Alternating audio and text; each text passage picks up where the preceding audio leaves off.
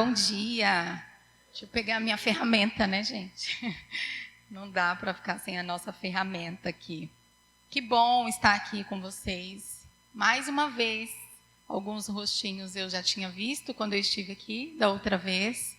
E eu agradeço a oportunidade em poder vir mais uma vez falar, né? Falar do que Jesus pode fazer nas nossas vidas, o quão Ele é bom, o quanto Ele transforma quando a gente permite. Tá? Hoje eu não consegui trazer o meu marido, minha filha, vim sozinha. Sozinha não, né? Vim com Deus. A gente não caminha sozinha. Então, uma grande honra estar aqui com vocês hoje. Deixa eu ver se o pessoal já colocaram. Muito bom. A Lília me ligou, disse que estaria de férias, né? Muito bom, tem que descansar. Vamos falar sobre isso, a importância do descanso também para a saúde mental. Então, mais uma vez, uma grande honra. Você que acordou cedo, em pleno domingo, né? Um dia lindo, glória a Deus por isso. E que bom que você veio buscar conhecimento, é sempre bom. Sejam muito bem-vindos. E que possamos aproveitar essa manhã de entrega mesmo do que o Senhor tem para cada um de nós, tá?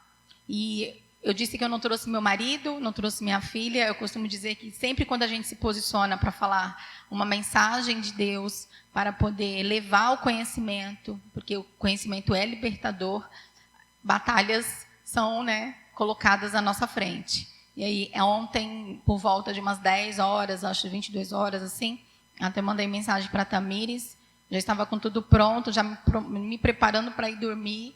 A minha filha, 39 graus de febre, assim, do nada. Brincou a tarde toda, foi para a piscina, e aí eu olhei ela quietinha, criança quieta, a gente já presta atenção, 39 graus de febre, e assim foi a madrugada inteira. E aí vim para cá, ela ainda continua com febre. Vocês possam estar em oração. Vamos ver, né? 3 dias amanhã, 2 dias hoje, e a gente vai acompanhar. Mas a gente sabe que Deus sempre está no controle, né? Então, Ele guarda a nossa casa. Então, e eu até comentei com Tamires. Tamires, eu vou assim... A gente vai, porque a gente sabe que tem que levar a mensagem. Muitos aqui precisam ouvir, precisam saber, né, do tamanho que Deus é. Mas, mesmo que muitos saibam do tamanho que Ele é, a gente às vezes tem que afirmar isso para a gente, né, diariamente, diante das batalhas que nós enfrentamos. Tá? Então, eu vim falar de um tema que deveríamos abordar todos os dias. Que bom que existem meses específicos para falarmos de alguns temas, né? Janeiro branco, a gente vai falar de saúde mental. Setembro amarelo, a gente vai falar de suicídio. Que bom que existe, né? O mês da mulher, o mês disso, o mês daquilo. Mas o tema saúde mental é um tema que deveria ser falado todos os dias. Todos os dias. E eu estou aqui para falar, né? Talvez... te falar algo que não tenha contado, que ninguém contou para vocês, ou que vocês ouviram, mas não conseguem praticar, e entender por que vocês não conseguem praticar.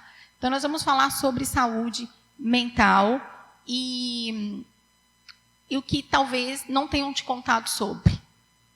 Porque o conhecimento, ele liberta. Eu costumo dizer que, eu sempre falo isso, há 3 anos atrás, 3 anos e meio, mais ou menos, muitas coisas teriam que aconteceram. Eu vou falar que teriam acontecido, mudaria não, porque os planos de Deus já está escrito. Mas eu teria talvez lidado de uma forma diferente, se eu tivesse o conhecimento, né? Então, algumas coisas aconteceram na minha vida que, por falta de conhecimento, eu pereci, né? Eu penei.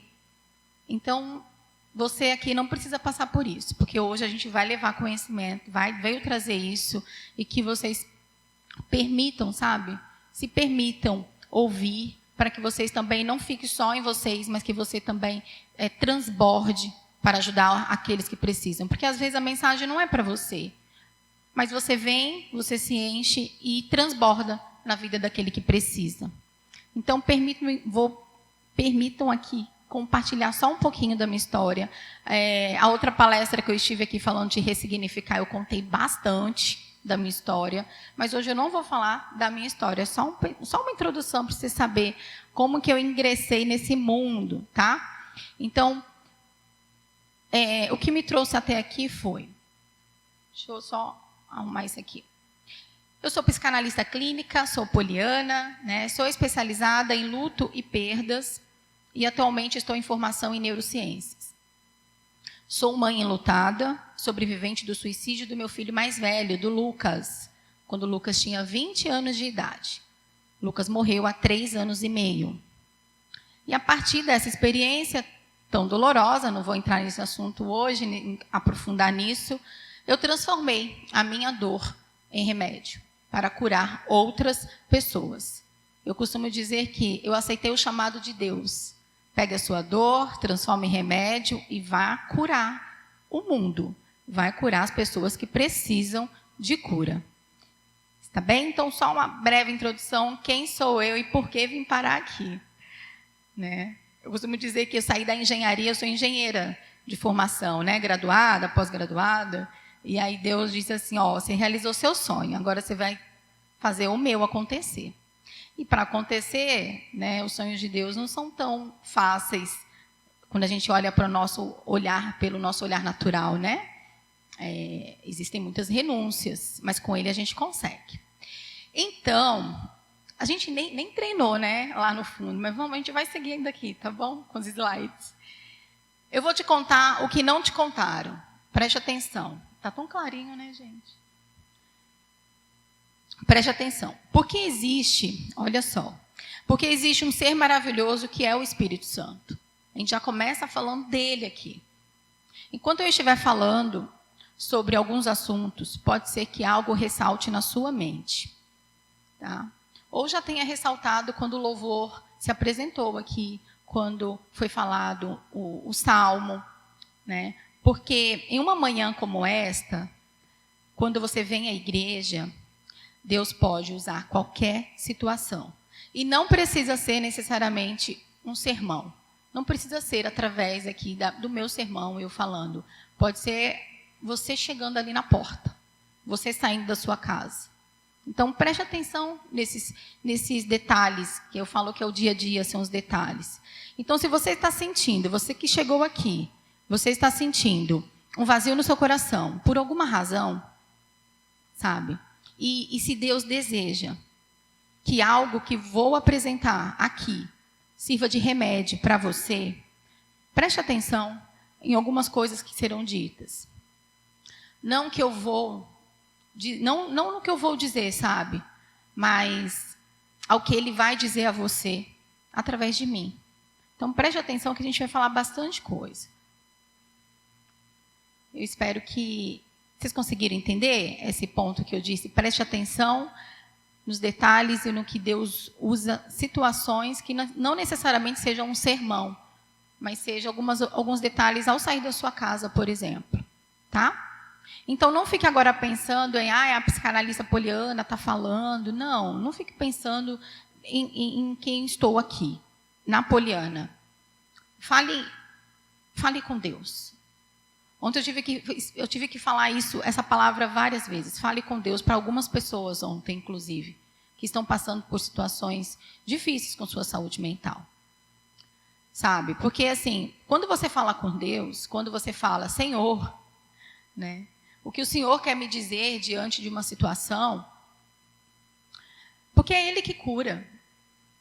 É Ele que cura. Eu disse que ontem eu falei com algumas pessoas, essa semana foi bem pesada, eu falando com algumas pessoas com relação à saúde mental. E quando eu desligo, sabe, o atendimento, eu falo, se essa pessoa abraçasse Jesus, né? Se ela permitisse Jesus entrar na vida dela, esse remédio ela nem precisaria mais. Eu estou falando aqui uma coisa que eu não deveria nem falar, mas, sabe?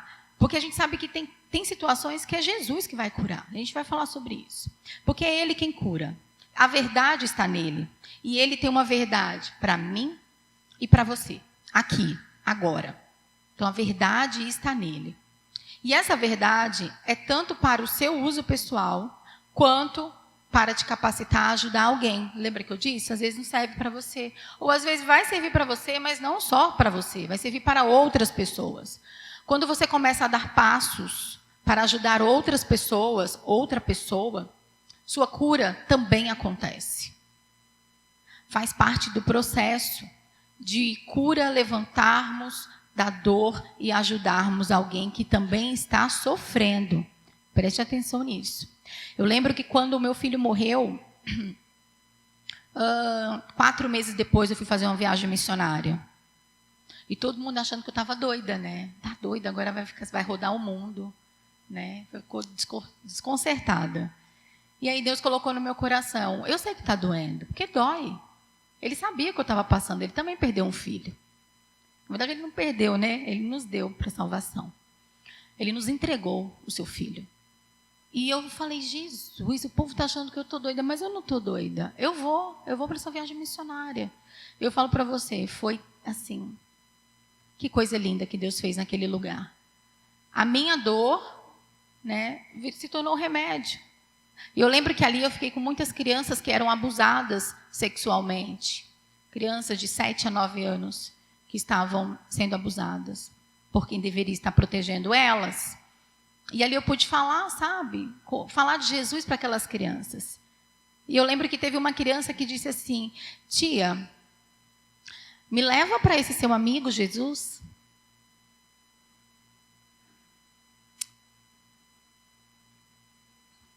É emocionante falar de Jesus. É apaixonante. Então, faz parte do processo. A cura, de curarmos, de nos levantarmos, de ajudarmos outras pessoas que também estão sofrendo. A gente acha que é só nossa dor. Quantos aqui passam por situações difíceis? E essa verdade é tanto... gente, me perdoe aqui, me perdi. Então, faz parte desse processo. Então, talvez isso seja um dos melhores remédios. É quando você ajuda o outro. Experimente. Experimente fazer isso. E se ainda não fez, faça essa experiência hoje mesmo. Decida ajudar alguém. Qualquer coisa, sabe? Qualquer coisa que você puder fazer. Enviar uma mensagem para uma pessoa. Fazer uma visita. Falar, fulana, eu vou aí te ver. Sabe? Porque você não sabe às vezes o que o outro está passando. A gente que sofre calado. Tá? E eu duvido, mas isso eu duvido, que você não vai se sentir melhor para dar um passo para ajudar alguém. Pense nisso. Então, eu fiz essa breve introdução já para a gente iniciar. Abra sua Bíblia. A gente vai passear alguns trechos aqui da Bíblia. Abra sua Bíblia em Salmo 34:4.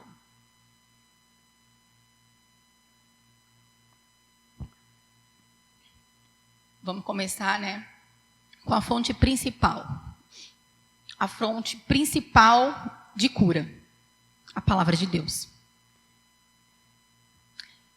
Esse versículo diz assim: busquei o Senhor. Eu vou ler aqui, né, gente, que ali está difícil. Busquei o Senhor e Ele me respondeu. Livrou-me de todos os meus temores. Escute. Sempre que você busca o Senhor com sinceridade, Ele responde.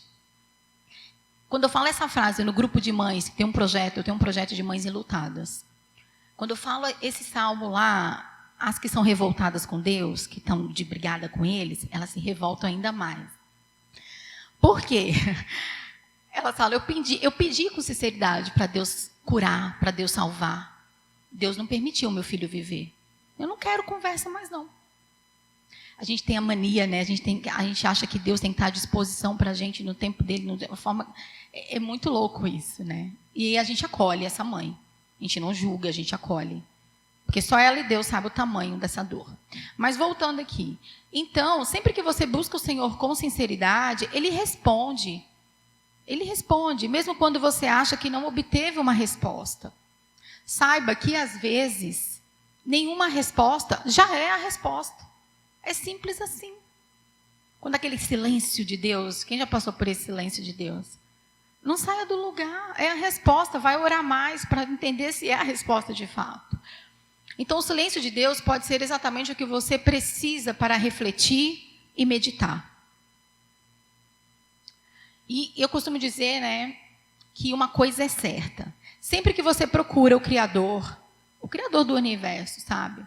Com um coração genuíno e diz: Deus, Criador do universo, me ajude. Independente da sua religião, aqui somos todos cristãos, mas essa questão de falar com o Criador para quem não acredita é muito difícil.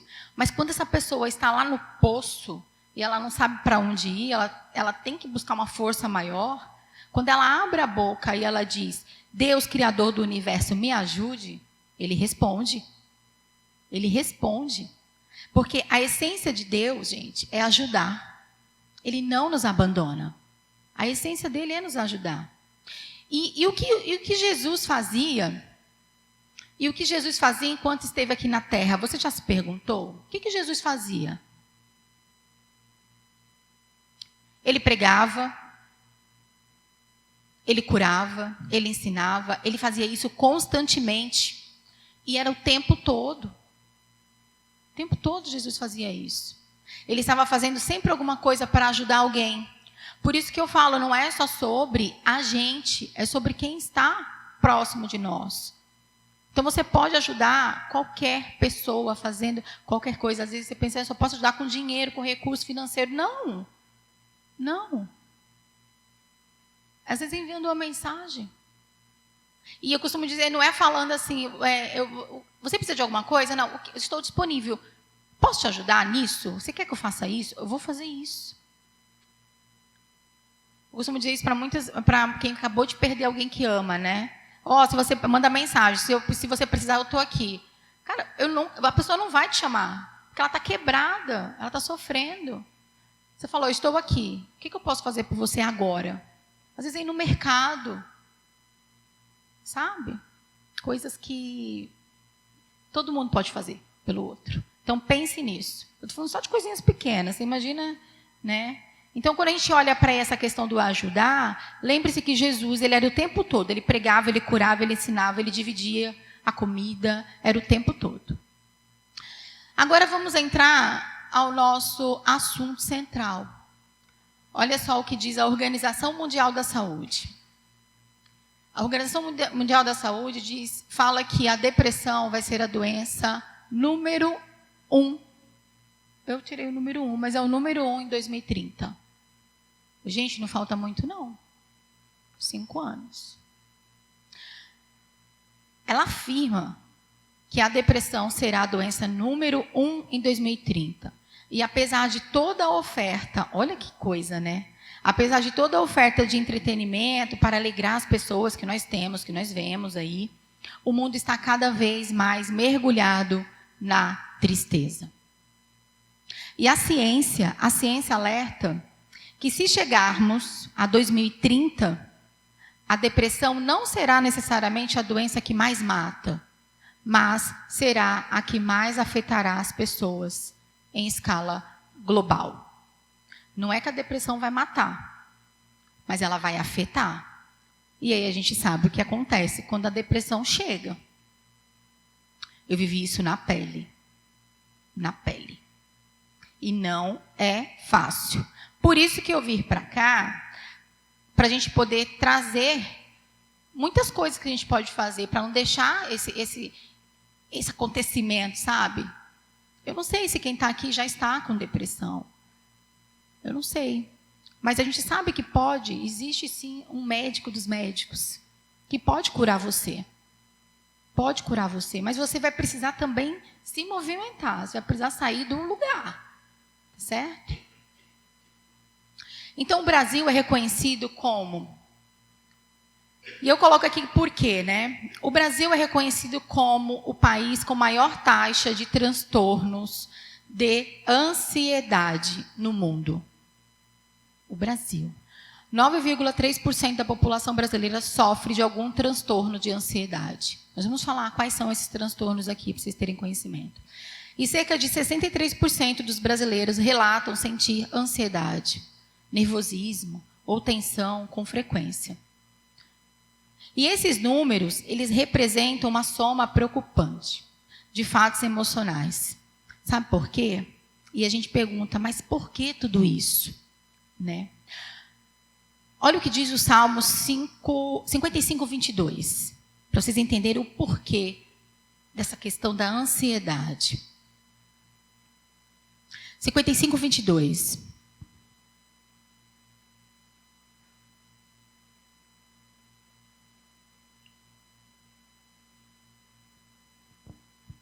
Diz assim: entregue suas preocupações ao Senhor e Ele o sustentará. Jamais permitirá que o justo venha a cair. E a gente fala, mas por quê? Olha só. O verbo cair, aqui, né, a gente reconhece assim, que enfrentaremos quedas e momentos difíceis.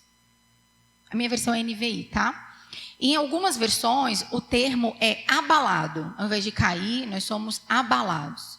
Porque seremos abalados. Nós estamos aqui nesse mundo, seremos abalados, nós vamos cair. No entanto, Jesus é o sustentador da sua vida.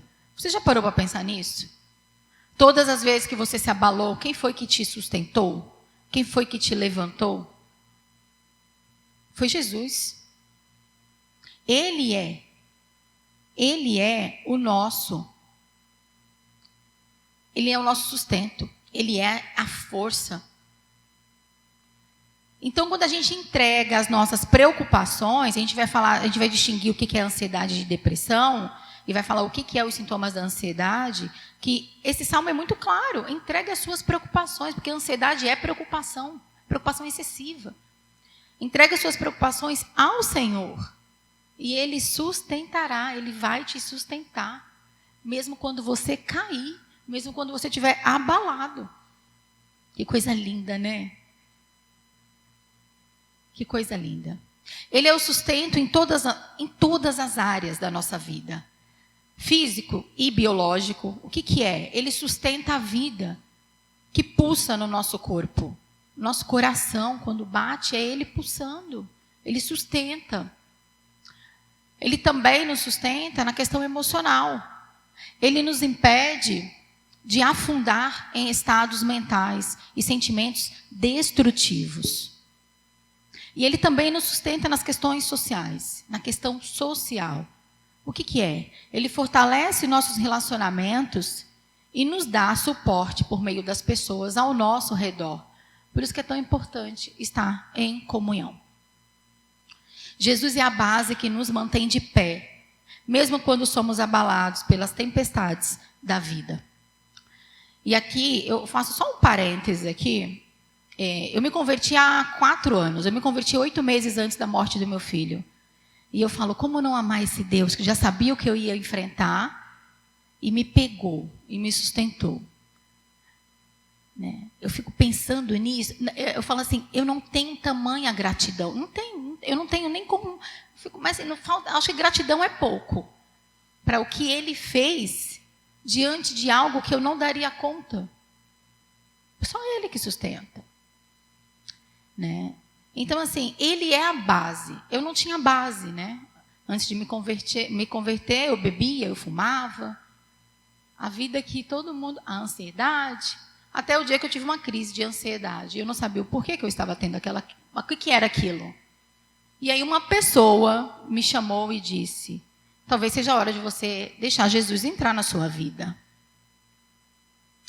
E a gente está no poço, não tem para onde correr, né? E assim ele entrou. E nunca mais saiu. Então, 8 meses depois, meu filho morreu. Então, Ele é a base. Ele é a base que nos mantém. Pense nisso. Quando as tempestades vierem, eu tenho uma base sólida, que vai me manter de pé.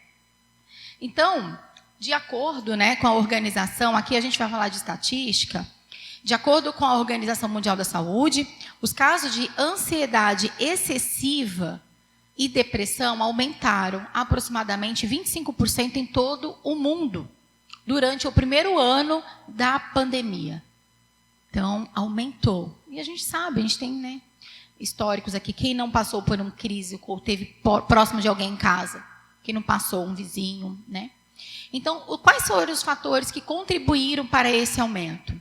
O isolamento social, porque a gente teve solidão, desconexão social e distanciamento afetivo. Então, a pandemia veio para fazer isso e pegou a gente de jeito. As incertezas econômicas, quais são? As perdas de emprego, dificuldades financeiras e medo da instabilidade. Quem não teve na pandemia? Não é verdade? E aí isso gera o quê? Ansiedade. Você não sabe, é o medo do futuro, né? Você sofre sem saber nem o que vai acontecer. É ansiedade excessiva. E a saúde física e emocional. Pessoas que foram entubadas ou hospitalizadas, enfrentaram o afastamento de vínculos afetivos e traumas psicológicos. A pandemia veio para bagunçar nossa cabeça, né? Ela veio. E aí é que está, eu falo assim, é o que estava o grande detalhe. A pandemia veio em 2020, foi quando eu tive o encontro com Deus. 4 anos, vai fazer 5. Como não amar um Deus que já sabia o que ia acontecer?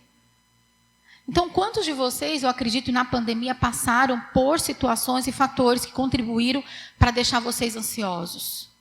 Não é verdade? Aqueles que perderam as suas pessoas amadas, né, na pandemia. Isso gera, sim, a ansiedade excessiva. Então, esses fatores, o isolamento, o medo, as incertezas, o fechamento, né, imposto pela pandemia, ou enfim, levaram a um aumento significativo no sofrimento global, relacionado à depressão e à ansiedade.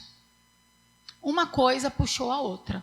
Então, quem estava depressivo ficou ainda muito pior. E quem estava aparentemente bem, começaram a aparecer terem transtornos. Porque a ansiedade excessiva é a incerteza, né? Então, vamos entender a diferença entre depressão e ansiedade. Vamos entender aqui. A ansiedade é distinta da depressão. Quando você está ansioso, alguns sintomas comuns incluem. Vamos lá. As principais causas da ansiedade. Então, vamos ver aqui a diferença da ansiedade. Aflição. Então, você vai ter esse aspecto de, né, essa causa de aflição, inquietude, aquela inquietação, uma inquietação. Sintomas físicos, então você sente dor de barriga, sem ter motivo, sabe, aparente, não comeu nada que tivesse dor no corpo. São umas dores que aparecem do nada, né? Sensação de vazio, o tempo todo aquela sensação de vazio, falta de paz, uma falta de paz e a preocupação excessiva. Então, essas são as causas da ansiedade. E, além disso, a ansiedade pode causar tontura, dor muscular. Em sua essência, a ansiedade é uma sensação de aflição, de inquietação. O tempo todo você está aflito, o tempo todo você está inquieto. Você senta, não está bom. Você levanta, não está bom. Essa é a ansiedade. Você está sempre se movimentando, mas sem paz. Essa é a ansiedade. Algo está te preocupando, às vezes você nem sabe o que é. É ansiedade.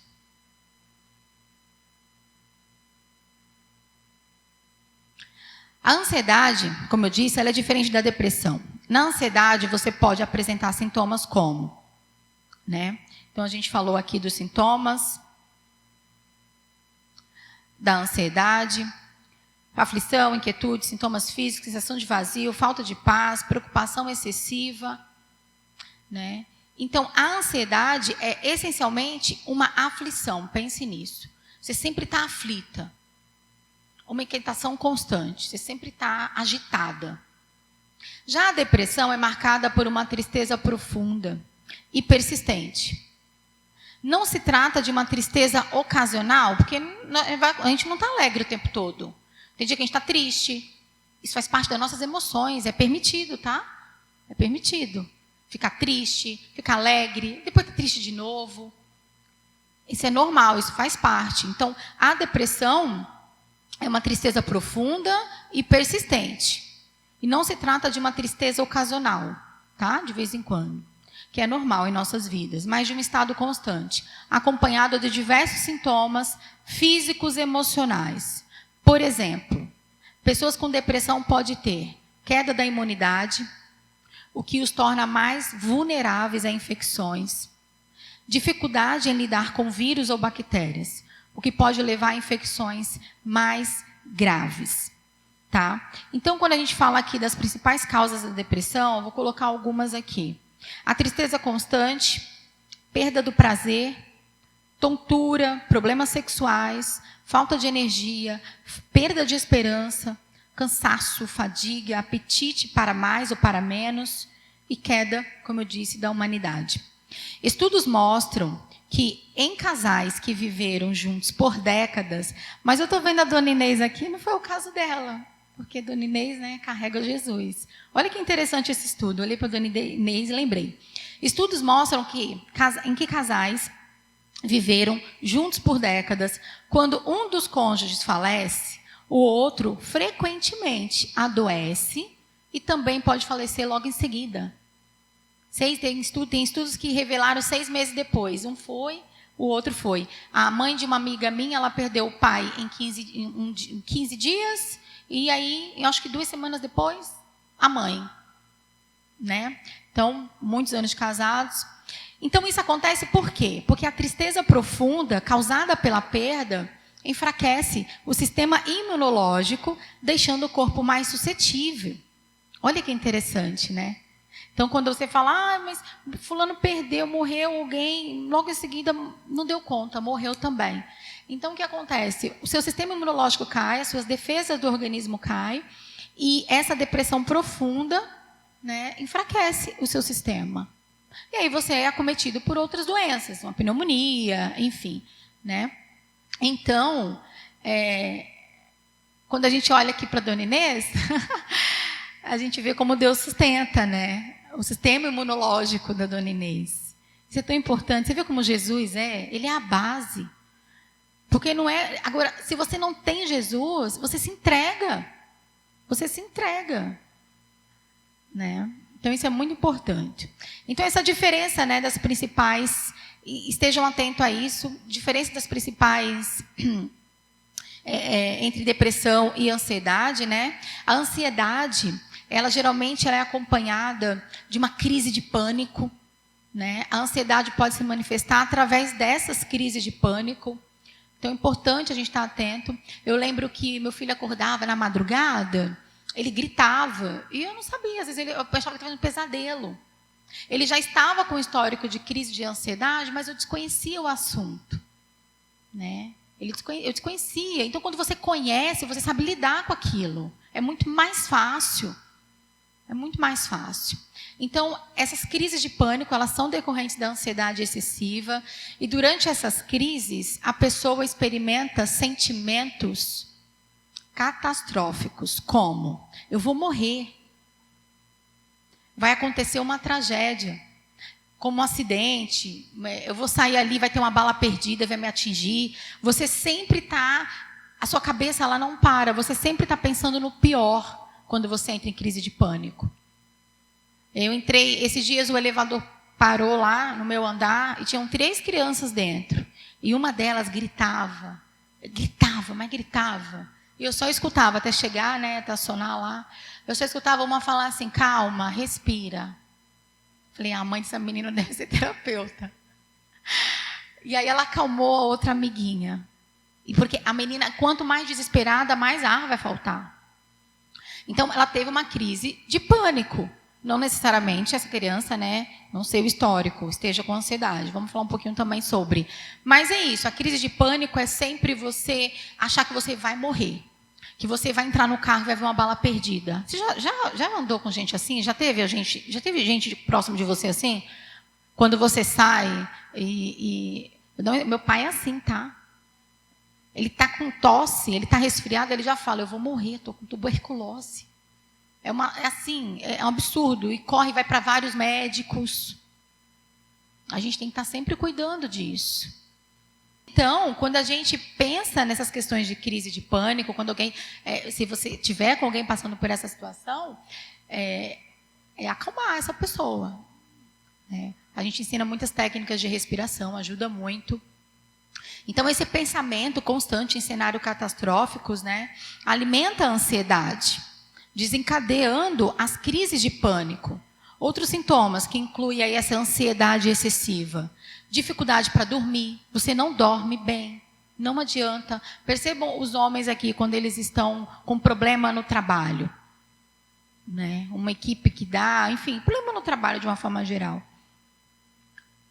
Ele vai ter dificuldade de dormir, porque ele se preocupa excessivamente. Ele não sabe nem o que vai acontecer, não sabe nem se é ele que vai ser, que vai de repente ser desligado, ou que pessoas. Esse dia eu estava conversando com um senhor que ele falou que estava 2 dias tomando remédio para dormir, nunca tinha tomado. Foi lá e pegou da mulher e dormiu, mas ele ficou dopado e ficou meio, E aí eu disse, mas por que isso?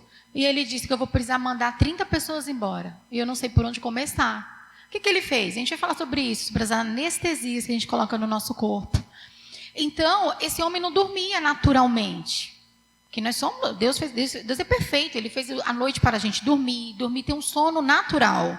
Aí você toma remédio, eu falo isso muito para quem está passando pelo luto agora. 12 dias, 10 dias, o primeiro dia do luto, viva o seu luto. A gente vai falar aqui também sobre. Não se entupa de remédio, chore, fique triste, viva o seu luto. Então, essa dificuldade para dormir, porque isso vai gerando mais ansiedade. O problema vai ficar ali. Incapacidade de relaxar, nada te faz relaxar. Falta de concentração. A falta de concentração, a ansiedade te deixa assim. E medos exagerados, como a Cláudia citou. O medo exagerado. Ela nem sabia o que ia acontecer, mas ela já definiu que Deus queria levar ela e ela ia morrer. É um medo exagerado.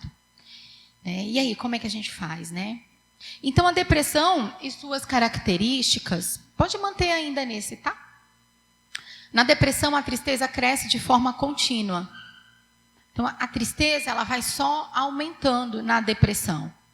Ela vai persistindo aí, pelo menos, por 2 semanas. 2 semanas.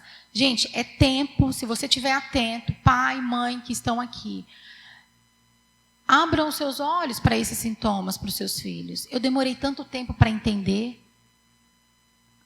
Sabe, a ciência diz aí que são 2 semanas que você vai observar essa pessoa numa tristeza profunda.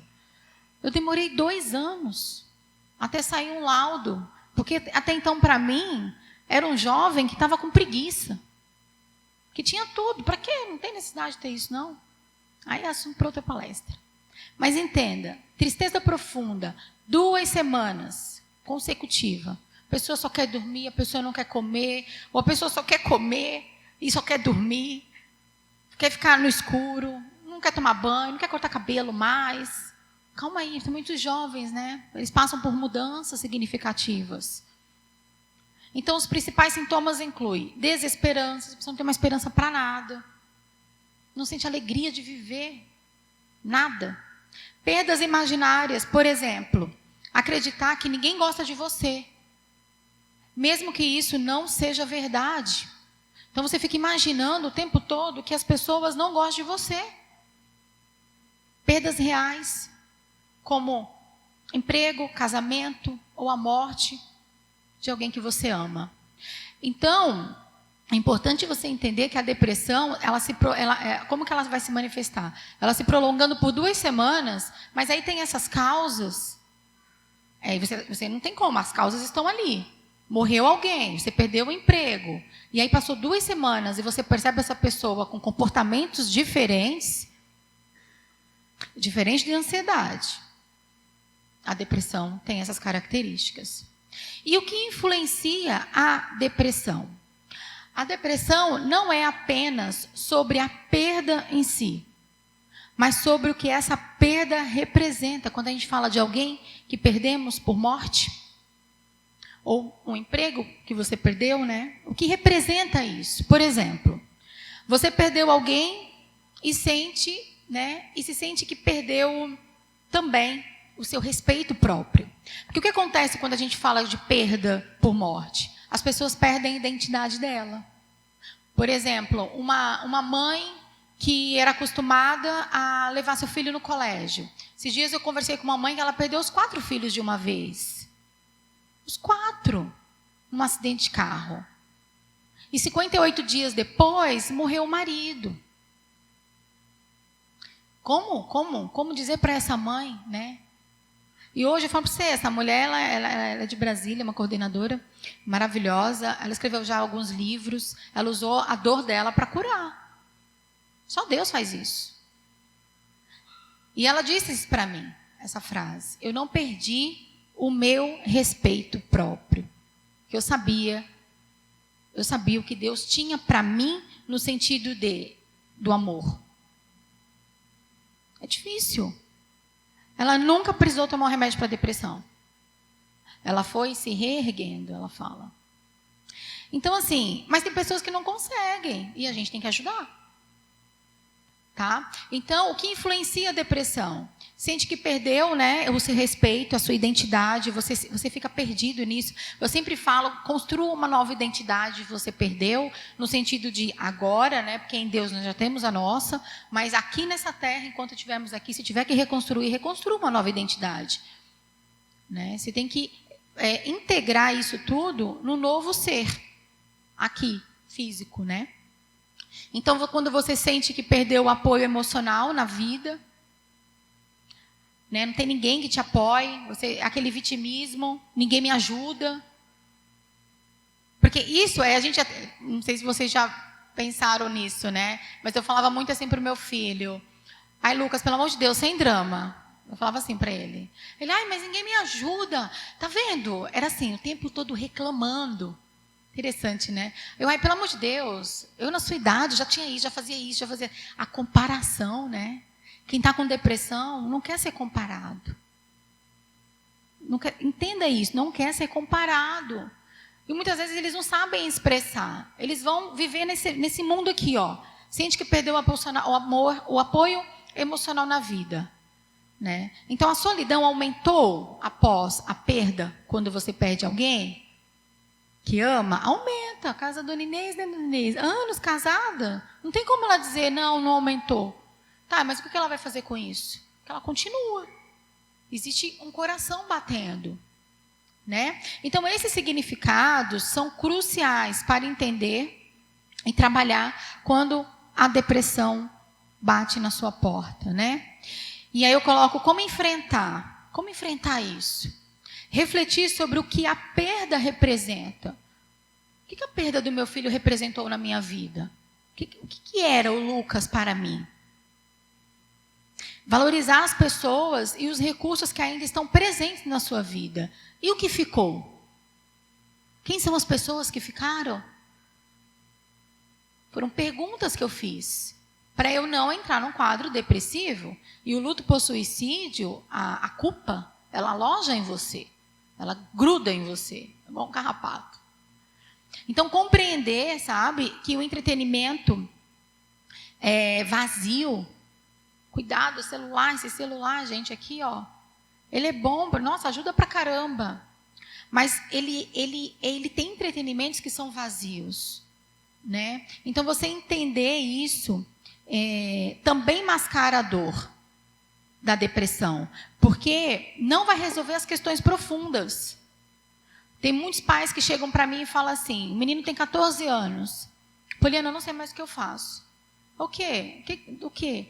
O menino não sai do quarto, só come no quarto, tudo é no quarto, tudo é no quarto. Só fica naquele computador dele. Gente, isso a gente costuma chamar de desamparo aprendido, né? É quando você está, mas não está. E aí, você não sabe como está ficando essa pessoa naquele trancamento, né? Naquele confinamento. Então, a depressão, ela é mascara. Tem até no meu Instagram, eu coloco que ela usa várias máscaras. Várias máscaras. Tinha dia que o meu filho acordava sorrindo, mas era um sorriso tão largo. E tinha dias que ele estava muito, muito triste. E como lida com uma pessoa com esses transtornos? Aí você fala, né? Ai, fulano, hein? Não sabe o que é. Tem dia que está feliz, tem dia que está alegre. Às vezes você não sabe se essa pessoa, de fato, está passando por um problema como uma depressão e ela mascara. Quantos aí a gente sabe que era feliz, porque é o que mostrava ser, e tirou sua própria vida? Né? Então, a gente tem que estar com esse olhar atento. Pai e mãe, com seus filhos jovens. Não só com os jovens, né? Os idosos também. Porque os idosos, quando chegam numa certa idade da sua vida, eles já viveram, né? Tiveram muitas experiências. Parece que não faz mais sentido. Chega um tempo que não tem mais. O que eu estou fazendo aqui? Já fiz tudo, né? E não. Tem que entender que um coração bate, um coração pulsa. Né? Então, estejam atentos a essas pessoas, né? Criança, adolescente, a todos nós. Então, a depressão, ela mascara a dor, né? Ela usa máscara. Então, o processo de cura exige mais do que medicação. É fundamental trabalhar o significado da perda. Quando eu falo do jovem, o jovem, quando sai da primeira infância para a segunda, terceira infância e vai entrar na adolescência, para a fase adulta, gente, olha o tanto de coisa que esse menino perdeu, essa menina está perdendo. E a gente não consegue lidar com esse jovem dentro de casa. Esses dias lá no vizinho, lá, eu tive que ir lá para poder abraçar aquela jovem. Uma menina de 15 anos, que a mãe expulsou de casa. Porque a menina estava impossível. Hormônios. Perdas. E a gente não consegue lidar com as pessoas. Porque a gente não consegue olhar com o olhar de Jesus, né? E eu estou falando aqui para vocês, uma pessoa que viveu isso na pele. Então, o processo de cura exige mais do que medicação. Né? É fundamental trabalhar o significado da perda. O que representa aquela perda? Para que você possa encontrar sentido na vida novamente. Tá? E aqui, vamos refletir o que diz a carta de 1 João, no capítulo 2, versículos 15 a 17. Vamos refletir o que diz.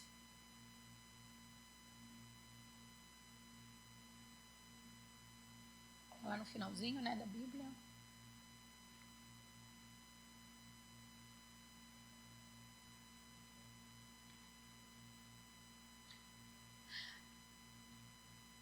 Vamos lá.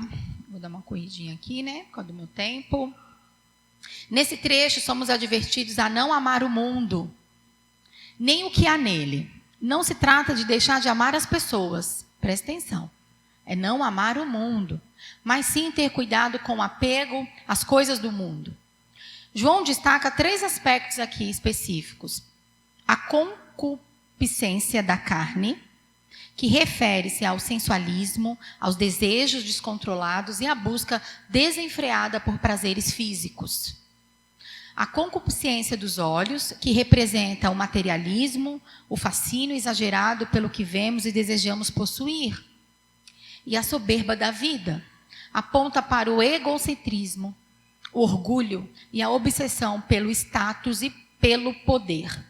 Então, a palavra concupiscência significa exatamente isso. Um desejo desenfreado, uma obsessão. E aí a gente percebe como a gente está ansioso por conta de tudo isso. Uma ansiedade excessiva. Né? Então, o que Deus nos recomenda? Ele nos alerta sobre o perigo de nos apegarmos excessivamente às coisas do mundo, mesmo aquelas que à primeira vista parecem boas. Então, assim, é bom a gente ter um carro zero. Quem não quer ter um carro zero? É bom trabalhar, ter um recurso financeiro para fazer uma viagem dos sonhos, né? Comprar uma roupa. É muito bom. Mas que a gente não coloque o nosso olhar sobre essas coisas. É isso que Deus está falando. Porque a gente vai ficar o quê? Ansioso. Eu sou a prova real disso. Trabalhava feito uma máquina. Uma máquina. né? E aí, você se perde, você se torna uma pessoa totalmente egocêntrica no meio, quando você não tem, eu posso dizer assim, quando você não tem esse cuidado de olhar para as coisas, né? Dentro de si, e olha só as coisas à volta, materialista, é isso. Então, o que Deus está falando? Não fica preso nas coisas do mundo. Não fica preso aí. Porque você vai gerar ansiedade, você vai ter ansiedade. Né? E aí, no versículo 17, a mensagem se conclui de forma poderosa, né? Quando ele coloca aqui, acompanha aí comigo. O mundo passa, assim como os seus desejos, mas aquele que faz a vontade de Deus permanece para sempre. Por isso que é tão difícil para algumas pessoas fazer a vontade de Deus. Porque, aparentemente, as coisas do mundo são mais agradáveis. E são. É gostoso mesmo. Não vou mentir. Mas não vai fazer a vontade de Deus. Você vai ficar ansioso, vai ficar preso nas coisas materiais. Né? Tem pessoas que compram sem parar. O que eu tenho que fazer? Eu compro sem parar. Corta esse cartão. Manda de ano, posso cortar o cartão. Diminui o saldo dele lá, o limite, sei lá. Enfim, você tem que buscar formas para que você possa viver de uma maneira o qual a ansiedade excessiva não vai dominar você. Né? Então, essa é uma lembrança que todo mundo pertence ao mundo, é passageiro. Tudo que está aqui é passageiro. Mas viver segundo a vontade de Deus é o que dá propósito, é o que nos leva para a eternidade. Então, tudo aqui passa. Se você já teve crise de ansiedade, você sabe, com Deus vai passar. Aí você se apega às coisas do alto, que isso não vai passar. Né? E aqui, observe bem, pode pular. Quando nos apegamos a um desses 3 aspectos que eu citei, como o materialismo, por exemplo, porque nunca encontramos satisfação verdadeira. Tem pessoas que têm, por exemplo, mestrado, doutorado, né? Vários cursos. Super. Né? E mesmo assim sofre de angústia. E nem sabe por que está sofrendo de angústia. Porque de onde vem essa angústia? Então a informação intelectual, por mais importante que seja, ela não resolve o problema emocional. É preciso entender a história da nossa dor. Aonde está doendo? Aonde dói? Então, a angústia, em parte, é existencial. Por quê? Por quê? Porque todos nós a sentimos. Todos nós teremos angústias. Todos nós. E a angústia existencial vem do simples fato de estarmos vivos. Então, todos nós já nascemos, nós vamos ter angústia. E é importante destacar que as crianças também experimentam angústias. Muitas vezes, tão intensas quanto a das pessoas mais velhas. Vocês sabiam que elas têm angústia? As crianças. E a gente tem mania de falar, menino, tu não tem problema nenhum. Né? Não tem nada para se preocupar. Quantas vezes, né, a gente fala isso? Então, eles têm angústia. No entanto, uma criança, por exemplo, de 5 anos, ela não vai dizer, eu estou tão angustiada, né? Pois ela não sabe o que é, mas ela sente. Ela sente. Não tem criança que acorda estressada? Do nada, se a criança está estressada, já acordou assim. Ela tem uma angústia, mas ela não sabe o que é. Então, quando a gente está com o olhar atento, né? Eu lembro quando eu abri mão daquela carreira de sucesso e tudo mais, eu falei, Deus, é isso mesmo que o Senhor quer? O Senhor quer que eu volte para casa? Que eu largue meu cargo, né? Foi uma renúncia que eu tive que entregar aquele cargo de 15 anos como engenheira. E Deus colocou no meu coração. Volte para casa e põe as coisas no lugar. Você precisa voltar ao lar para você enxergar e a história não se repetir. Até então, a minha filha tinha 3 anos, quando o irmão dela morreu. 2 anos e meio. Você entende? Eu digo que tomar uma decisão. A história ia se repetir. Angústias, criança tem angústia. E a gente vai falar do fator genético também. Então, pois ela não sabe, né? A criança não sabe o que é, mas ela sente. E como as crianças manifestam sua angústia? Através do comportamento. E hoje o que mais tem? Você leva, essa menina é muito agitada, esse menino é agitado, vou levar no médico, já sai com laudo. Transtorno não sei das quantas. Ô, gente. E aí, às vezes, é mais fácil dar um remedinho para a criança se acalmar. E essa criança, às vezes, ela está inquieta, né? Ela é hiperativa. Eu falo, criança saudável é inquieta mesmo. Criança saudável, a minha está lá deitada, gente. Ela é tão espoleta. Está lá deitada. Não é dela, ela é bagunceira. Então, assim, criança inquieta, criança hiperativa, né? Elas podem apresentar ansiedade de separação, né? Tem mãe que vai trabalhar, por exemplo, deixa o filho na escola e deixa a criança se esgoelando na porta.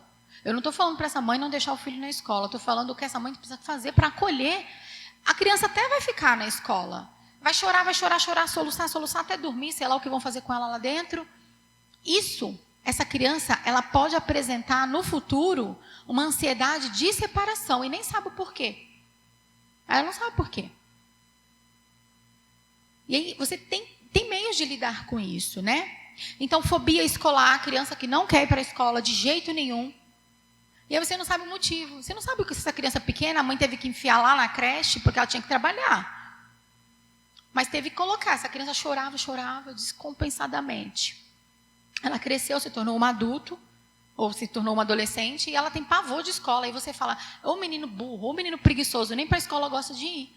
Então, a gente tem palavras que a gente coloca, que a gente não sabe nem, às vezes, de onde vem o sentido disso.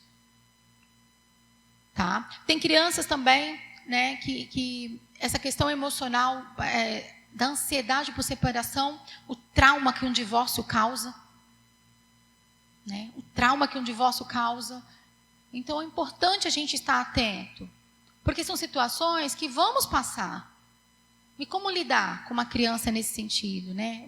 Como que você vai cuidar de você para cuidar do outro? Se você também está no mesmo bolo, né? Então, essas formas de sofrimento emocional se manifestam nas crianças. Estejam atentos, né? Quando a gente fala isso. E aí, aqui... Todos nós, né, como eu disse, temos essa angústia existencial. Todos nós. Porque Deus nos criou, olha só, no nível aqui. No nível alto, Deus nos criou. Lá no Jardim do Éden, né? Então, o Jardim do Éden significa lugar de delícias. Ele criou o homem, né, e a mulher lá no Jardim do Éden, lá no topo, naquele jardim lindo. Mas caímos, o homem caiu, né? Nós caímos. E nesse nível em que estamos, que a gente está aqui agora, nesse nível caído, né? Nós carregamos angústias existenciais. Por quê? Porque houve um rompimento da relação direta com Deus. E entrou na nossa natureza algo chamado egoísmo e orgulho. Então, é fundamental entender que eu e você precisamos ter um coração sobrenatural. E quando eu falo de um coração sobrenatural, deixa eu ler aqui, que eu não estou lendo, é de uma escritora, ela diz assim, o coração natural tem ódio contra a verdade e contra Jesus. Por isso que a gente precisa de um coração sobrenatural. Porque o nosso coração natural tem ódio. Porque a gente caiu, a gente tem egoísmo e a gente tem orgulho. Então, é fundamental entender, né, que precisamos ter este coração sobrenatural com a ajuda de Deus. E nós só temos um coração natural quando a gente nasce de novo. E nascer de novo é todo dia. Não é só quando a gente vai lá, né, no batismo, não. É nascer de novo todo dia, até matarmos o nosso eu e nascermos para Jesus, dia após dia. Todo dia, matando a nossa carne. Ontem eu tive que morrer umas 2 vezes, nascer ontem. Respirar fundo. Você entende? É todo dia. Né? E nós passamos por tudo isso. Angústia existencial já está em nós. Tá? Então, deixa eu pegar aqui esse slide. E qual a solução para a angústia existencial? Vamos lá, vamos entrar agora nas soluções. Gastar tempo com Deus. Angústia existencial. Como que eu soluciono isso? Gastando tempo com Deus. Não existe outra forma para angústia existencial. Né? Estudar, meditar na palavra de Deus. Ajudar as pessoas necessitadas. Você cura a sua angústia existencial. Você já nasceu com ela ali, né? Escrever. Vocês sabiam que escrever, quando a gente escreve, a gente raciocina melhor. Foi um dos grandes, uma grande ferramenta importante no meu processo de luto.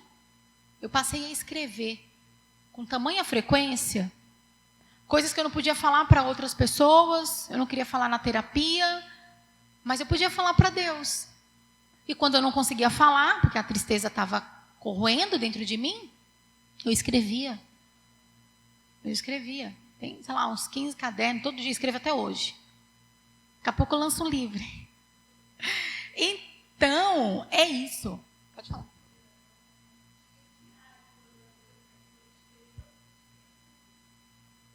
Verdade. Vai pro celular. O que a geração ansiosa faz? Aí vê todo mundo com aquela casa bonita, né? Os meninos aí, né, com 18 anos, 19, com o povo comprando carro bonito. E você nem trabalho tem ainda. Aí começa, né? Aquela ansiedade excessiva. Quando que eu vou ter? Calma, né? A gente precisa entender. Então, vamos ler aqui Filipenses 4, 6, 7.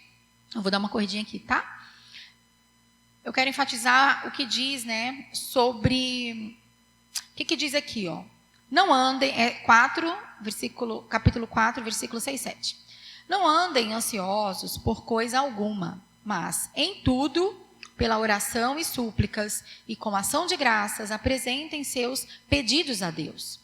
E a paz de Deus, que excede todo entendimento, guardará os seus corações e as suas mentes em Cristo Jesus. Gente, é muito lindo. E quando a gente para pensar, falar ajuda a curar. Quando você fala, olha isso, não andem ansiosos por coisa alguma, mas em tudo pela oração e súplica. Você fala com Deus. Você fala Senhor. Né? Por isso que falar é tão importante, escrever é importante. E uma questão aqui que eu quero destacar nesse versículo é não fazer uma oração genérica. Quando a gente fala de falar com Deus, mas Deus já sabe o que eu penso, Deus já sabe o que eu quero, eu não vou ficar. Não. Quando você for falar com Deus, seja específico sobre o que está sentindo e desejando, mesmo sabendo que Ele já conhece tudo. Seja específico. E assim, se a gente for abrir aqui o microfone, quantas experiências as pessoas, quantos testemunhos tem quando você fez uma oração específica e Deus te atendeu? Quantas vezes? E se Ele não atendeu, porque não era para você. Então não fique ansioso, Ele sabe o tempo de todas as coisas. Aí Deus não atende, igual a mãe que me disse ontem. Você posta as coisas de Deus, isso me irrita, ela falou para mim. Me irrita, porque eu falo que, né, eu orei e tal, enfim. E ela fala, quantas vezes eu orei e me ajoelhei, e Ele não me respondeu, Ele levou minha filha a si mesmo. Ele não me viu. Ô, gente, dá, né, vontade de dar um abraço. Eu falo, se eu morasse onde você mora, que eu moro em outra cidade. Eu falar o quanto Ele te ama. E sabe o que Deus me fala quando essas pessoas estão revoltadas com Ele? Não desista delas. Não desista dela, continue falando de mim. Eu entendo o que está no coração dela. Aí essa pessoa se acalma. Entende? Vamos ler o versículo aqui de Isaías. Versículo de Isaías, eu estou fazendo vocês passearem, né? 41:10. Olha o que diz. Não temas. Por isso não tema, pois estou com você. Não tenha medo, pois sou o seu Deus, e eu o fortalecerei, e o ajudarei. Eu o segurarei com a minha mão direita vitoriosa. Então, quando a gente reflete, sabe, a gente coloca esse versículo, você já leu ele? Olha o que Deus está falando, não temas. Não temas, porque eu vou te ajudar. Então, para que essa ansiedade? Não temas. Em Jeremias também, gosto muito desse versículo, 15:16. Vamos destacar a importância de não fazermos uma oração genérica. Sabe? Quando você for falar com Deus, seja específico, eu quero enfatizar isso, sobre o que você está sentindo e desejando. Essa mãe, por exemplo, que fica revoltada com Deus, eu falo para ela, fale com Deus, se rebele com Ele, fale, coloque para fora. Porque Ele é tão bom, Ele é tão justo que Ele vai te abraçar mesmo assim. Mesmo assim. O que acontece quando a gente passa por uma crise, nas tempestades? A gente quer largar Deus, a gente quer sair do caminho. Eu vou caminhar sozinha e perdeu tudo, você perde todas as suas forças. Mas quando você fala, poxa Deus, eu estou fazendo tudo certo, não estou? Ou não estou fazendo, me mostra. Deus gosta dessa relação, dessa intensidade de relacionamento pessoal. Aí a gente faz uma conversa genérica, né? Oi Deus, obrigada, bom dia, obrigada pelo meu trabalho, obrigada pelo meu filho, pelo meu marido, e vou trabalhar. Você não coloca o seu coração para Ele. Você não coloca. Eu costumo dizer que a minha vida, Deus pegou um quebra-cabeça e Ele foi pedindo para eu colocar as peças. Eu fui colocando as peças. Ele não foi me dando todas as respostas, me mostrando tudo. Mas eu tive que falar com Ele. Porque eu não sabia para onde ir. Eu tinha duas opções. Eu me afundava na bebida alcoólica, quando meu filho morreu. Ou eu me voltava para Ele e conversava com Ele, tinha um papo sério com Ele. Eu decidi ir para o papo sério com Ele. E não é fácil, porque Ele vai moldar o seu caráter. Ele vai mudar o seu caráter, Ele vai mexer em áreas suas profundas que precisam de ajustes. Mas se você está passando por todas essas crises de ansiedade que a gente falou, fale com Deus, tá? E seja específico, porque Ele conhece tudo e Ele sabe do que você está passando. E Ele vai revelar aí o seu caráter para poder corrigir você. Salmo 119... Eu gosto de ler o Salmo 119, por quê?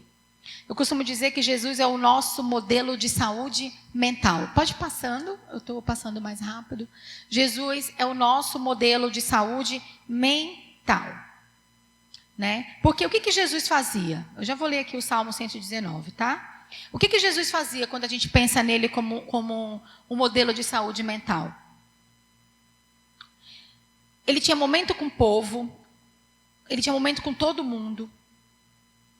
Ele tinha momento com seus discípulos. Ele tinha momentos sozinhos. Ele ensinava, ele curava, a gente já disse isso. Ele ensinava, ele curava, ele pregava o evangelho, né? Para tentar treinar os seus discípulos, né, no trabalho espiritual. E ele tinha uma vida com Deus, com o próprio Pai. Então, se você parar para pensar, ele fazia tudo isso, né? Esse era o tempo dele enquanto ele fazia esses afazeres enquanto viveu aqui com a gente, 33 anos. Então, o que a gente faz quando a gente está ansioso? Né? O que você faz quando você está ansioso? Para e reflita aí. Então, o Salmo 119:50 é muito importante para entender o seguinte. Eu gosto muito dele, que ele diz assim: este é o meu consolo no meu sofrimento. A tua promessa dá-me vida. Então, essa palavra, ela tem poder de vivificar. Quando você está passando, quando você acha que tudo está acabado, e você pega esse salmo, e você medita nele, você vai ver que a palavra de Deus, ela te consola. Ele é o seu consolo no sofrimento, ele está dizendo isso, está na palavra dele. E a promessa dele dá vida, faz a gente viver. Olha que coisa linda. Então, não fique paralisado não, no meio das tormentas, né? Não gaste tempo com Deus. Tá difícil, eu não sei por onde correr, gaste tempo com Deus. Em João 6,37, o que Jesus prometeu? Olha o que ele prometeu. Tudo que o Pai me der, virá a mim. Tudo que o Pai me der, virá a mim. E quem vier a mim, eu jamais rejeitarei. Olha isso. Você acha que Jesus abandona a gente? Ninguém é abandonado por Jesus. Ele não te rejeita. Ele não te rejeita. Eu lembro quando o meu filho morreu, eu olhei para o céu, né? E eu falei assim, eu estava apaixonada por Jesus. Tinha 8 meses de convertida. E aí eu disse, Jesus, é isso que o Senhor faz? Havia 12 dias que eu havia descido nas águas. 12 dias. Sabe quando você fica assim perdida? É isso que Jesus faz? Ele tira, o que acontece? Eu achei que ele ia restaurar, que ele ia curar, que o meu filho ia dar testemunho. Não. Ele permitiu o suicídio.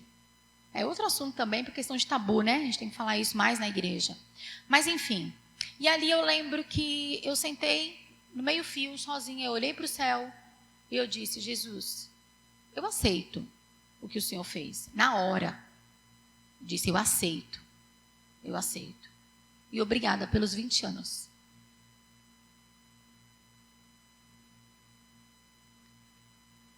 Ali, meus queridos, eu lembro que eu fui tomada, sabe?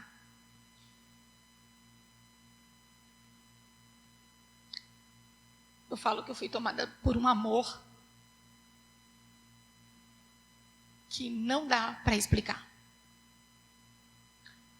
Só quem já perdeu alguém aqui, né, vai entender o que eu estou falando. Então, é só o amor de Jesus que faz isso. E ali eu aceitei naquele mesmo momento.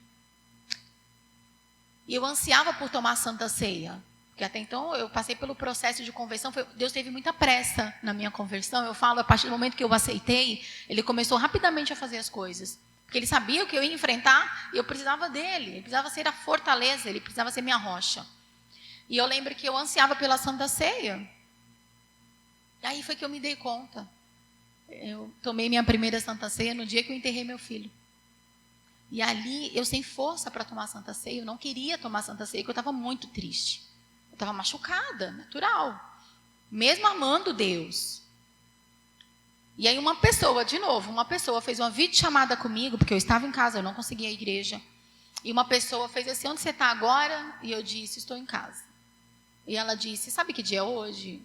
O dia que eu enterrei meu filho. E ela disse: é o dia da Santa Ceia. Você lembra que você ansiava por esse dia? Eu, verdade. Ela falou: não permita Satanás acabar com o que Deus já preparou para você. Está preparado esse dia para você. É a sua aliança com Deus. Ela falou bem assim comigo. Ela fez uma videochamada comigo. Ela falou: tem suco aí? Tem pão? Tem. Eu não sabia nem pegar minha primeira Santa Ceia, sozinha em casa. Porque eu pedi para ficar sozinha nesse dia. E ali eu tomei minha primeira Santa Ceia. Eu enterrei meu filho às 15h, às 18h. E assim, Deus faz isso. Para mostrar que o amor dele sobressai tudo isso. Vocês entendem? Então assim, valide suas emoções. Hoje eu estou triste, hoje eu estou alegre, hoje eu quero chorar. Valide isso, não fique triste. Não fique, eu falo assim, triste, não fique suprindo, guardando essas coisas, sabe? Não, valide, Deus está te vendo. Deus sabe o que passa no seu coração. Então, o Salmo 119 é exatamente isso. O que Jesus prometeu? Ele prometeu te vivificar, Ele te prometeu deixar vivo. Assim, enquanto existe vida, existe sopro aí, coração batendo, Ele vai te segurar. E agora, eu tenho aqui 15 minutinhos, a gente falou até agora de ansiedade existencial.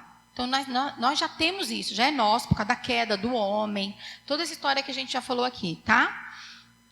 Agora, vamos falar da ansiedade psicológica, porque existe. Tem a existencial, que nós temos, mas vamos falar da ansiedade psicológica. O que é isso, né? A ansiedade excessiva é a ansiedade existencial, né? É uma ansiedade exagerada, que gera um alarme. Então, ansiedade excessiva, aqueles sintomas todos que nós falamos, né? É como um alerta, dizendo: ei, pare, e bora, vamos, você precisa se consertar. Você já teve esses alertas? Então, quais são os sintomas, né, da ansiedade excessiva? Desilusões, frustrações afetivas no casamento, preocupações, decepção com o filho, fobia, pânico, como a gente disse, somatização de tudo isso, mágoas, ressentimento, pessoas que guardam essas mágoas, desvalorização pessoal, expectativa realizada, né? Então, é um alarme. Então, a ansiedade excessiva, ela está dizendo, eita, para. Por isso que tem gente que trava do nada, né? Para, vamos consertar. O corpo está te dando sinais. Então, a ansiedade pode ser um sinal de que você precisa ajustar algo em sua vida. Pode estar relacionado à sua alimentação. Como é que está a alimentação? Ao sono. Você dorme de madrugada, fica 1h da manhã vendo bobagem em telefone, ou simplesmente maratonando série de Netflix aí. Ou, gente, quando eu falo madrugada, aí teve uma colega que falou assim, Polly, mas às vezes eu vejo que você acorda na madrugada, né? Aí eu, gente, como que essa pessoa vê que acorda na madrugada? Porque ela falou, eu vejo que você está online. Aí eu, mas eu estou falando com Deus. Ela, mas e no outro dia, você não fica com sono? Porque eu já tentei no outro dia. Eu falei, não, porque falar com Deus, quando a gente acorda na madrugada, a gente acorda com energia. É diferente de eu ficar acordada com o celular, madrugando sério. Eu estou falando com Deus. Existem estudos, né? Não dá para entrar nesse mérito aqui, nesse assunto, mas existe estudos cientificamente comprovado o que acontece com o nosso cérebro quando a gente fala, quando a gente medita, quando a gente ora com Deus. Então, como é que está essa questão aí da sua ansiedade aí na sua vida, né? A falta de atividade física, se você faz, se você não faz, ou até mesmo as questões emocionais ligadas como mágoas, ressentimento ou traumas do passado. Como é que está tudo isso? Olha o que gera as suas ansiedades. Aí você fala, ai, eu estou doente, Deus que permitiu. Não. Como é que você cuida da sua vida? Como você gere tudo isso? Alimentação, sono, falta de perdão, ressentimento, fica guardando coisa que não é para guardar. Então, se você está se maltratando, se depreciando, ou se algo do seu passado está mal resolvido, como um abuso na infância, ou um conflito com alguém, isso pode gerar ansiedade excessiva. Né? Então, causa da ansiedade psicológica, a gente já disse aqui, a desvalorização, né? Guardar mágoas, ressentimentos, como eu disse, sentir-se negligenciado, então ninguém me olha, eu sou um abandonado, né? Você não recebe, sem receber carinho ou atenção de quem você deseja, ficar esperando ser amado pelo outro. Olha o tanto de coisa que gera ansiedade. E como consertar? Tá, você me disse que a ansiedade era tudo isso. Tá, e como eu conserto? Aceite o amor que chega até você. Simples assim. O outro não me olha com o olhar que eu gostaria. Aceite o amor, aceite o olhar de quem te olha. E sobre o que falta, né, diante de tudo que a gente falou, especialmente por parte de quem deveria suprir isso, um pai e a mãe, por os seus motivos, o te rejeitou, né? Leve para Deus. Um casamento que acabou, leve para Deus. Peça ajuda a Ele dizendo, Senhor, o Senhor está vendo. Faça a sua parte, deixe Deus fazer a parte dele. Muitas vezes, escuta isso, olha. Muitas vezes Deus coloca pessoas difíceis. Eu tenho algumas pacientes que eu preciso ir lidando com elas, falando, olha, essa pessoa está na sua vida, ela é difícil, mas olha, presta atenção. Deus coloca pessoas difíceis perto de nós, pessoas que nós, por nós mesmos, nós não conseguimos amar. Vocês sabiam disso? E nesses momentos, a gente tem que pedir a ajuda dele para amar essa pessoa, para olhar essa pessoa com a ótica de Deus. Para pedir, Deus, me capacita a amar até mesmo os meus inimigos. Porque tem gente que tem crise de ansiedade excessiva, porque ela guarda lá dentro do baú, no coraçãozinho dela, sabe o coração do baú? Mágoa do passado até a vida adulta. Olha o que diz Ezequiel 36, né? Todos conhecem muito bem. Que Deus tira o coração de pedra e dá um coração de carne. Peça para Deus, se você lida com pessoas difíceis, se você tem que amar pessoas difíceis, e você não consegue naturalmente, peça ajuda para Deus. Para Deus. E aqui, está acabando, tá? Eu quero trazer aqui para vocês que o foco não está na doença. Diante de tudo isso que eu falei, O foco não está na doença. O primeiro passo é você reconhecer o que está acontecendo com você. Reconheça o seu corpo. Né? A melhora emocional começa quando reconhecemos um problema e queremos melhorar ele. Já começa daí. Porque do que adianta? A gente que me procura e fala assim, olha, Poliana, eu vou levar... Meu filho não quer fazer terapia, mas eu insisti para ele fazer. Não vai resolver. Ele não quer. Esses dias eu recebi uma imagem, várias, de uma moça me procurou, 20 anos. Primeiro ela me procurou, depois a mãe me procurou, depois o pai me procurou. E por final ela mandou uma mensagem. Chega, hoje eu tiro minha vida. E ela mandou várias fotos dela. Com mutilada, né? Automutilada. Ela não tirou a vida. Eu parei tudo que eu estava fazendo e eu fui e eu chamei essa pessoa e eu disse, olha só, eu estou aqui para te ajudar, mas não adianta eu querer se você não quiser. E se você tiver decidida a tirar a sua vida, você vai tirar. Não sou eu que vou te pedir. A gente só consegue falar assim com o amor de Deus. Porque ou eu passava a mão na cabeça, não, está tudo bem, vai ficar tudo bem, né? O que fizeram com você não é sobre você, enfim. Não, ali ela precisava de uma corda. Seu pai me procurou, mas eles não ligam para mim. Seu pai me procurou, minha mãe me procurou, sua mãe me procurou. Quem mais precisa te procurar? Me procurar, para falar, olha, ela precisa de ajuda. Mas se você não quiser, não tem como. Não tem como. Então o primeiro passo é você reconhecer. Reconhecer. Por isso quem está aqui passando por algum problema em casa e olha, tem fulano, tem ciclano que está precisando de ajuda, eu já fiz de tudo. Se você fez de tudo e essa pessoa não quer ajuda, não desista dela. Continue falando do amor de Jesus. Mas não tem como essa pessoa ela não vai ser ajudada se ela não internalizar que ela tem um problema, ela precisa reconhecer isso e ela quer melhorar. Então você precisa tomar decisões. Mas como tomar decisão? Se você está cansada, se você está exausta. Mães que acabaram de ter neném, por exemplo. Essa mãe está cansada, ela não vai conseguir tomar decisão. O cérebro dela não raciocina. Ela vai precisar de ajuda. São muitas coisas envolvidas, vocês entendem? Então, essa questão da tomada de decisão, muitas das vezes, a pessoa não consegue sozinho. Você que vai ter que pegar essa pessoa e ajudar.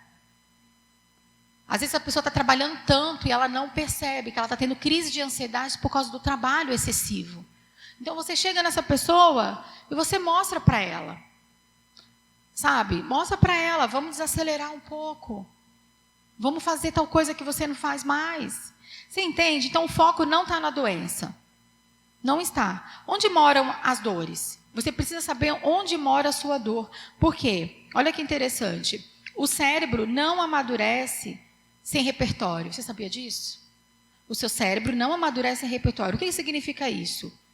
Somos a construção do que aconteceu conosco. Então, se você foi uma criança que sofreu muito, e você não teve ao longo da sua vida um apego afetivo, não teve essa construção, o seu cérebro, eu estou citando isso, mas tem vários outros pontos. O seu cérebro, ele não vai entender, ele não vai criar um repertório sadio. Né? Então, por exemplo, atividade física. Eu não gosto de atividade física. Eu não estou falando de musculação, estou falando de atividade física. Quando o seu cérebro não coloca isso como uma construção, você não vai conseguir fazer. Porque ele precisa de repertório, ele precisa de continuidade. Começou um dia, vai o outro. No outro eu não fui. Vai de novo até seu cérebro entender o mecanismo. Estou com depressão, não consigo nem mais ler a Bíblia. Não tenho mais vontade de orar. Deus, fala com Deus. Pega um trecho da Bíblia por dia, um trecho, uma palavra. Me fala, Deus, dá entendimento para minha mente, ilumina aqui que eu preciso do Senhor. Eu duvido que se você fizer isso todos os dias, Deus não vá te ouvir. Então, tem algumas... Pode passar, para a gente poder, já estou chegando no final. Então, tem algumas avaliações que sempre a gente costuma dizer. Como você está agora? Para você entender a ansiedade e a depressão. São suas emoções? Então, você precisa saber se reconhecer. São suas emoções? São suas dores? São compensações? O que você está colocando para anestesiar tudo isso? Você está no modo automático? O que é anestesiar? Eu chego em casa, eu estou cansada, eu tomo um banho, eu já ponho meu pijama e eu vou comer um hambúrguer. Eu chego em casa e eu vou logo tomar banho, assisto TV e fico lá a madrugada toda. Você não busca mecanismo, seu cérebro não compreende isso e ele vai querer ficar na zona de conforto. Porque ele é preguiçoso. E aí ele não quer reagir. É que se eu fosse falar aqui, eu vou ter que falar de muitas questões cerebrais. Não vai dar pra gente, não vai dar tempo. Mas o que você está colocando de anestesia para suas dores? Para sua dor emocional? É a raiva? Você anestesia uma criança, por exemplo, que te tira do sério. Aí você grita o tempo todo dentro de casa. É uma anestesia. Você desconta de alguma forma. Então, quando você tem essa consciência das suas dores, não, eu grito com o meu filho porque na minha infância eu só escutei gritos. Eu não sei fazer diferente. Eu trabalho igual uma louca porque eu fui ensinada que eu não posso depender de homem. Eu não vou me permitir ser cuidada. Então, a gente vai falando para o nosso cérebro o que a gente quer e não o que ele deve mudar. E isso deixa a gente doente. É doente. Porque a gente vai se desapegando, a gente vai se apegando às coisas do mundo e esquecendo as coisas de Deus, muitas das vezes. Então, como está a sua dor, né? Como você está funcionando? Você está dormindo bem? Você está comendo bem? Está praticando atividade física? Você está entendendo suas emoções? Você está mudando seus hábitos? Como é que estão seus hábitos saudáveis? Como é que está a sua satisfação com a sua vida? Como é que está a sua vida? Como é que está seu peso? Está acima, está abaixo? Como é que estão seus exames médicos? Como é que está suas taxas de hormônio? A mulherada aí que está entrando na perimenopausa, menopausa e pós-menopausa. Como é que estão as taxas? Fez exame? Às vezes você acha que está ficando com depressão e às vezes você só precisa de vitamina B12. Homem também precisa de vitamina, viu? Homem precisa de vitamina. Não é só vivendo trabalhando, não. Então, como é que tá? Às vezes você não está com depressão. Vem laudo de pessoas para mim, depressão. Aí eu começo a tratar outros assuntos da parte de hábito, parte de mecanismo, a parte cerebral. Essa pessoa, em 4 sessões. Gente, inserindo Deus, voltando à essência. Essa pessoa fala, mas peraí, eu nunca tive depressiva, não. Ela começa a olhar a vida dela com um olhar diferente. Então, pense como você está funcionando, para depois você dizer, eu acho que eu estou com depressão. Respeitando, lembre-se sempre da angústia existencial, teremos, tá? Porque a gente caiu. Então, esgotamento emocional, dificuldade de memória de curto prazo, isso tudo acontece quando a gente não está funcionando bem. Irritabilidade excessiva, falta de energia, sensação de não dar conta do mundo e das atividades e sente-se sobrecarregado o tempo todo. Então, quando você entende tudo isso, você fala, peraí, eu estou com depressão, eu estou vivendo tudo isso. Não. Às vezes você precisa fazer seus exames médicos, fazer atividade física, praticar, ter uma vida mais saudável, controlar suas emoções, né, colocar o fruto do Espírito aí em ação, né, meditar mais na palavra de Deus, se conectar mais com Deus. Coisa simples, não é? São coisas simples. Traçar um plano, sabe? Possível de alcançar, não os impossíveis que a gente vê aí na internet da vida. Os planos impossíveis, né, que você acha, não, eu vou dar conta. Você começa e você não termina, porque não é a sua realidade. Você tem que fazer o que está na sua realidade. Você trabalha muito, encaixe um tempo para você ter esse autocuidado com você. Às vezes é só tomar um banho, sabe, de abaixar a luz do banheiro e tomar um banho em paz. Tomar um banho em paz e falar com Deus ali quietinho. Isso é um autocuidado, isso acalma a sua mente, tá? Então, esses comportamentos, tá? É importante você entender, porque nisso, quando você está bagunçado, a sua funcionalidade não está ok, você vai buscar anestesias. Então, essas anestesias, elas são bebida alcoólica, elas são uso da pornografia, né? Ela é a raiva, ela é diversos outros aspectos que vai deixar você mais ansioso. Então, onde estão quando aparecem? Você precisa se conhecer. Você se conhece? Onde estão? Quando você está triste, onde está essa tristeza? Quando aparece essa tristeza? Que emoção? Que pensamento? Qual o meu comportamento? Com qual consequência está presente essa tristeza na minha vida? Você entende? Quais são as memórias que você está criando diante do cenário que você foi colocado? É isso, meu povo, não é tão difícil assim, né? Dar o primeiro passo para decidir, tá? Então, o que a gente precisa entender? Que a gente tem essa disfunção da nossa base biológica, mas com todo esse cenário ambiental que nós estamos. Então, é normal? Você se pergunte, é normal se sentir sozinho, desamparado o tempo todo? E isso você vai entender se você responder, é normal. Porque talvez a sua infância, a sua base não foi segura. A sua base não foi segura, faltou. Faltou a figura de um pai, a figura de uma mãe. Mas agora você cresceu. Você não é mais criança. E aí? Você vai ficar chorando? Não tem como voltar atrás. Aí você decide ser adulto. E adulto decide fazer coisas que não gosta. Entende? Mudando hábitos. Mudando hábitos. Eu falo para vocês, se eu conseguir, qualquer um consegue. Né? Então, sair, você está o tempo todo no vitimismo, né? No desamparo. É normal se sentir sempre cansado? É normal você dormir e acordar cansado? Não é normal, gente. Opa, é um sinal de alerta. Tem algo errado aqui dentro de mim. O que eu vou fazer? Peraí, meus exames estão bons? Deixa eu marcar meus médicos. Às vezes é falta de vitamina, como eu disse. É normal querer mais da vida? Você nunca está satisfeito com o que você tem?